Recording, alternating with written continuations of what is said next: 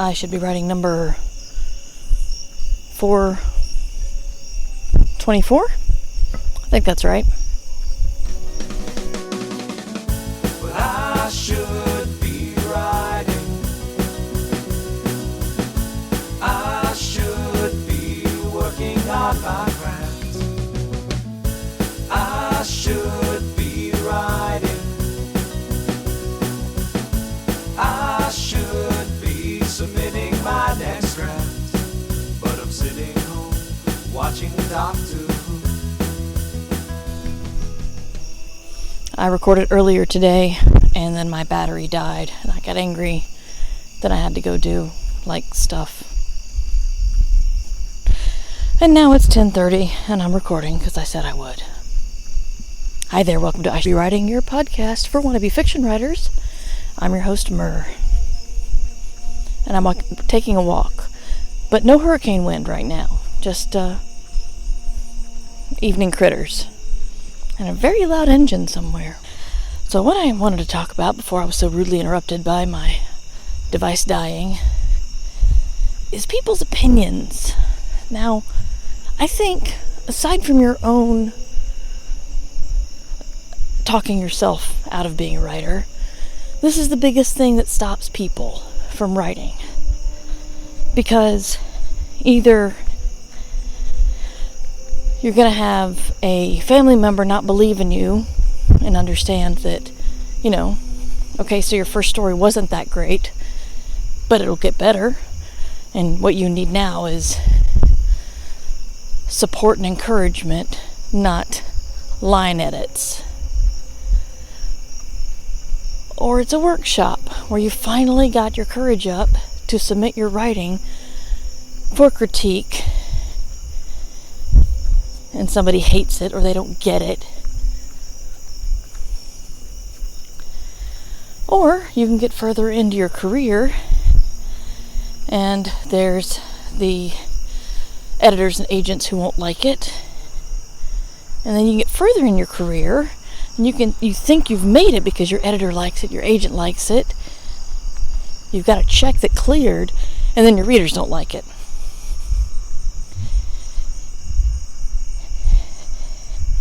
And then there are the reviews. Now, I don't read reviews.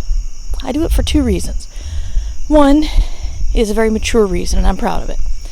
Reviews aren't for me. Reviews are for the reader. The reviews are for one reader to tell other readers, hey, I read this book. I liked it. Here's why. Or, I didn't like it. Here's why. Maybe you should buy it if you like this kind of thing. Maybe you shouldn't like it if you don't like this kind of thing. They're not a letter back to the author. And frankly, even if they were letters back to the author, there's nothing the author can do. Now, because I hate absolutes, when I recorded this earlier, I was trying to think of who has gone back and edited a major piece of work. And I can only think of two. I'm sure there are more out there. But of course, Star Wars, and that was because George Lucas couldn't leave a thing alone. Not because not because he got a lot of pushback from fans, because they got a lot of pushback from fans for The Last Jedi, and they didn't do anything about that. But the other thing was Are You There, God? It's Me, Margaret, which remains an important book for pubescent kids. And they decided to rewrite a little bit of it because, frankly, the technology surrounding dealing with a girl's period has changed in the past 70 years. And those are the only two things I could think of. I'm sure there's more. But on the whole, authors don't go back and fix things. Movie makers don't go back and fix things. And there's a variety of reasons why. Time and money are a huge, huge reason. And the other thing is, when you're writing for an agent or an editor, or even your crit group, there's fewer than 10 people that you're worrying about liking your stuff. But if you count every single one of your readers as a boss who has creative input into your work, then you're getting into the thousands. If you're Rowling or Meyer or King, you're getting into the millions. And when you've got millions of bosses, they're not all gonna agree. So how do you decide which bosses to listen to?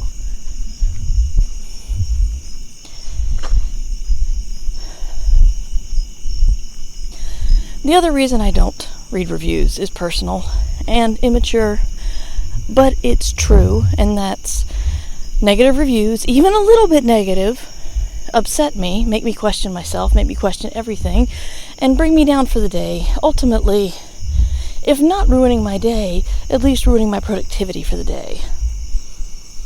And since the reviews aren't for me, and there's nothing I can do about them, even if I think they're right, it's just like wasted unhappiness. Not that I want to bank my unhappiness for a good time, but you know what I mean. It's like I'm sad about something that I did and I can't do anything about. So, I guess the moral of the story is you have to decide who to listen to. And that is something you will learn as you build your career as a writer. You will learn which ones in your critique group to listen to.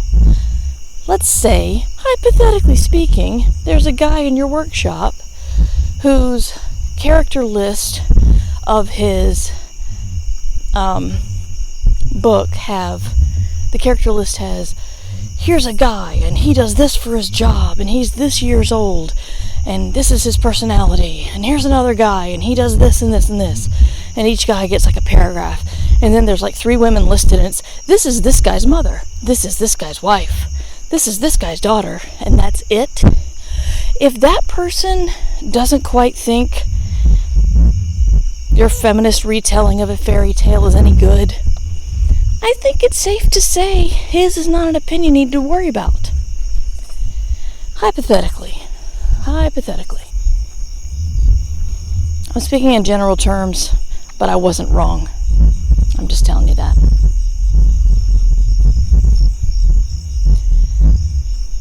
The other thing I wanted to talk about tonight was expectation. Now, I don't have enough hubris to think that I have a huge reach. I know I have a long-lived podcast, and I know I have many dedicated people who've been listening to me for years. I think that might be why I get this sense of, I talk about certain things a lot, and then I see people go out and do stupid stuff as if they've never heard my show. And I'm pretty sure there are millions and millions and billions of people who've not heard my show. But I heard this sad story, and I heard it secondhand. I haven't actually read the article, about somebody who got a huge 6-figure advance, and instead of keeping the day job or banking some of the money or paying off some debt or keeping in mind how much of that has to go to taxes, they moved to New York and lived high on the hog. And then the advances went down and down and down. And now they're like complaining of 35K advances. And all of my sci-fi friends are like, oh, you poor, poor thing. I've broken down the whole 6-figure advance. And the way I see it is, if you get a $100,000 advance for a trilogy, or you work at McDonald's, over 4 years, you will make more money at your McDonald's job than you will from your book advances. There's math. It's on my site. I'll try to find the post and link to it. But people treat like this, the amazing 6-figure advance as, the brass ring, and once you get it, you're technically rich. But the way it breaks down, you're not. Because that money comes slowly over years.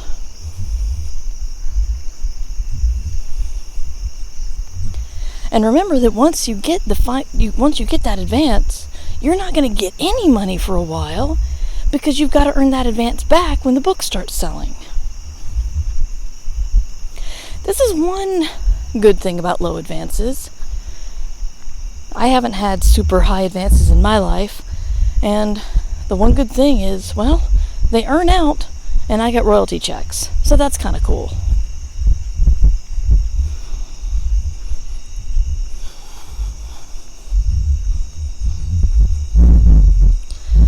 But even if you get a huge windfall, you really shouldn't change anything about your lifestyle or your place of living unless you actually need to move. You just shouldn't. It's dangerous. I checked out productivity apps this weekend because I was complaining to you guys about not having anything to block my apps. And I'm really proud of you guys, nobody for speaking up and saying, look, if there's something you can't stop playing with on your phone, just delete it, because I have tried that. And in a moment of weakness, I just re-downloaded it. So I got Freedom, which somebody suggested to me, and I paid for premium, but then I started playing with it and realizing that I couldn't get it to block the apps on my phone, even when I hit the button that said block apps. And I'm thinking, what am I doing wrong? And I finally had to search around on the web to find that in 2018, over a year ago, Apple made an update to iOS that said no apps could block other apps on iOS, which is fine. That's not Freedom's fault. I get that. But the thing is, there's still a button in Freedom that says block apps. And what they really mean is block the web. So if you don't want to use Google or you don't want to play Pokemon Go in a certain time, well, Freedom can do that for you, no problem.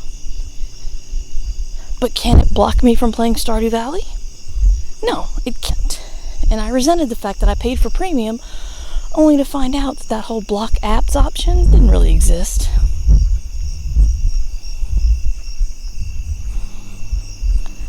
But one thing that article did do is show me how to use Apple's screen time options, which I played with a little bit, and I think I'll probably get the hang of. So,